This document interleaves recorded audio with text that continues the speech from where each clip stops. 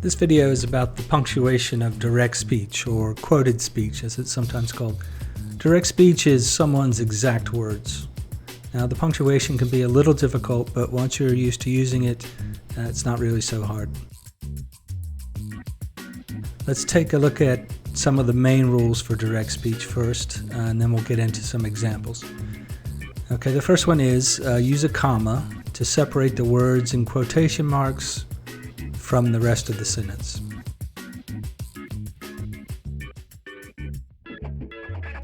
Rule number 2 is use a capital letter at the beginning of the sentence and for the first word of the quotation.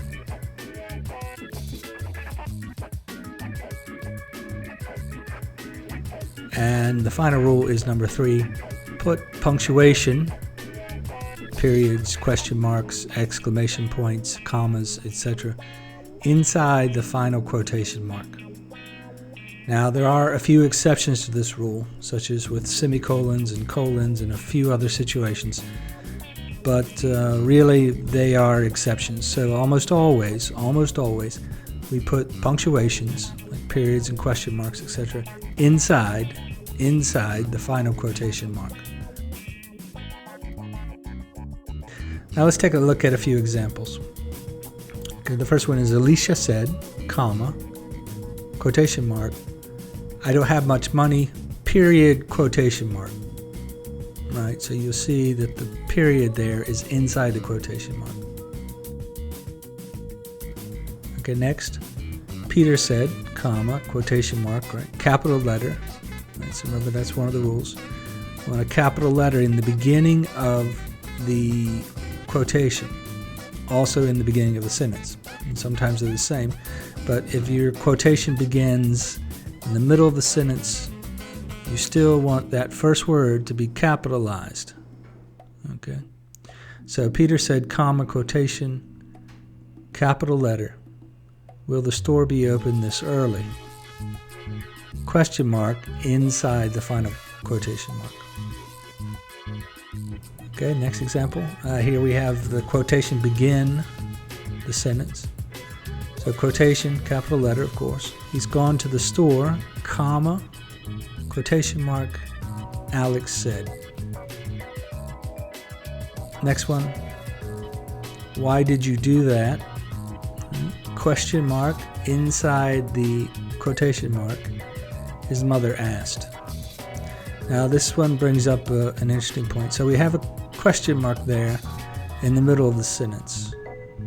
Okay, and so we can do that because it's a question, but we never put a period in the middle of a sentence, even if it's in the quotation marks.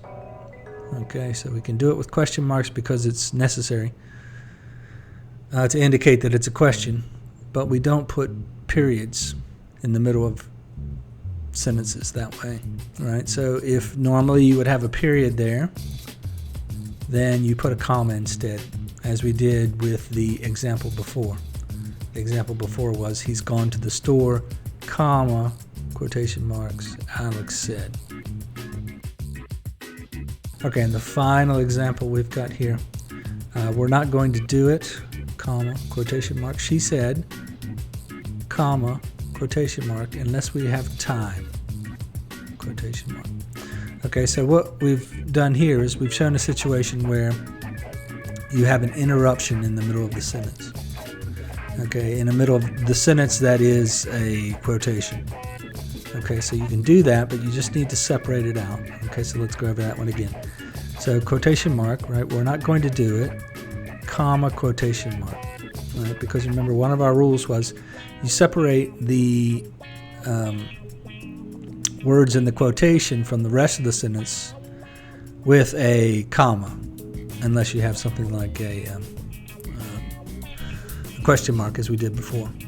So here we want the part she said, basically that's interrupting the sentence. So we're going to separate she said from the quotation before it and the quotation after it, in each case with a comma. Now in the one before it, because it's in a quotation mark, it goes inside the quotation because it's right. The quotation is there. That goes inside the quotation, and then she said, comma, and then you begin the quotation again, unless we have time. Now you also notice that unless we have time, unless is not capitalized because that is not beginning a new sentence. All right, because if we did not have she said there, it would just run along as one sentence. We're not going to do it unless we have time.